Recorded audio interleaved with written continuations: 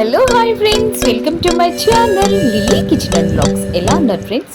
Today నేను మీకు రొయ్యల ఫ్రై ఎలా చేయాలో చూపించేస్తాను. ఒకసారి చూసేసేయండి. ఫస్ట్ టైం కనుక నా వీడియో చూసినట్లయితే ప్లీజ్ అండి లైక్ చేసి షేర్ చేసి సబ్స్క్రైబ్ చేయండి. లేట్ చేయకుండా వీడియోలోకి వెళ్ళిపోతాం. నేను తీసుకున్న రొయ్యల్ని మొత్తం క్లీన్ చేసుకున్నానండి. పసుపు వేసి కొంచెం నిమ్మరసం వేసి క్లీన్ చేసుకున్నాను. నేను తీసుకున్న ఇంగ్రీడియంట్స్ ఆనియన్, పచ్చిమిర్చి, ఇక్కడ ధనియాలు, జీలకర్ర అండ్ వెల్లుల్లి నేను ఫ్రై చేసుకున్నానండి. కొంచెం ఫ్రై చేసుకుని అది మిక్సీ చేశాను అనమాట ఆ పొడి. అండ్ అలాగే రొయ్యల్ని శుభ్రం చేసుకున్నాను కదా, అవి కొంచెం ఫ్రై చేశాను.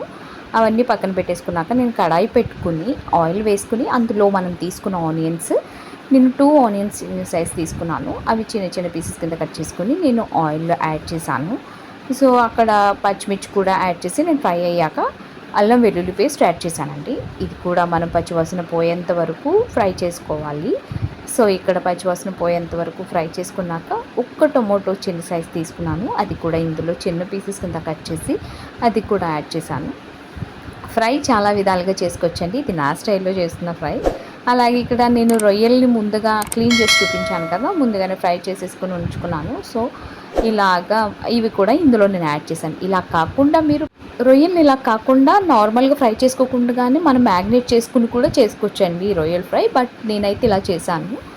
ఇక్కడ ఏంటంటే రొయ్యలు కూడా కొంచెం ఫ్రై అయ్యాక సాల్ట్ యాడ్ చేసి చిల్లీ పౌడర్ యాడ్ చేసి, అలాగే మనం ముందుగానే తీసుకున్నాం కదా, నేను కొన్ని వెల్లుల్లిపాయలు అండ్ జీలకర్ర, ధనియాలు, కొంచెం ఒక యాలకి, ఒక లవంగం యాడ్ చేసి నేను ఫ్రై చేశాను.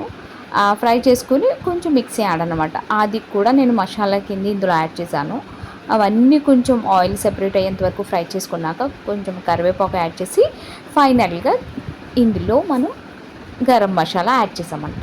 ఇది ఇలా మసాలా అంతా ఈ రొయ్యలకి పట్టేంత వరకు మనం కొంచెం కలుపుతూ ఫ్రై చేసుకోవాలి. అలాగే నేను కొత్తిమీర కూడా యాడ్ చేశానండి. ఈ కొత్తిమీర యాడ్ చేసుకుని కలుపుకుని మనం ఒక 5 మినిట్స్ పాటు ఇలా కుక్ చేసుకుంటే ఆ కొత్తిమీర ఫ్లేవర్ అనేది మనకి రొయ్యలకి బాగా పడి స్మెల్ కూడా బాగుంటుంది. సో మనకి అందువల్ల నేనేంటంటే చాలామంది కొత్తిమీర ఫైనల్గా యాడ్ చేస్తారు కదా, నేను కూడా అంతే. బట్ ఈ రొయ్యల్లో మాత్రం నేను వేసి కొంతసేపు అలా ఫ్రై చేస్తూ ఉన్నాను, ఏంటంటే కొత్తిమీర ఫ్లేవర్ అనేది వస్తుందని. ఇక్కడ నేను ఫ్రై చేసుకుని ఫైనల్గా అలా కలుపుతూ మొత్తం మసాలా అంత రొయ్యలకి పట్టేంత వరకు నేను ఫ్రై చేశాను. ఇక్కడ కొంచెం సాల్ట్ సరిపోలేదండి, అందుకని సాల్ట్ మళ్ళీ యాడ్ చేశాను.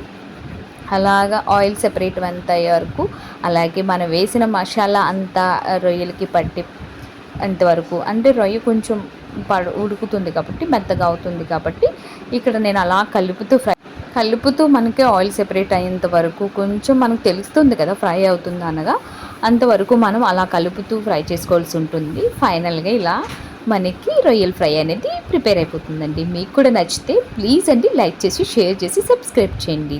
Thank you for watching. Bye.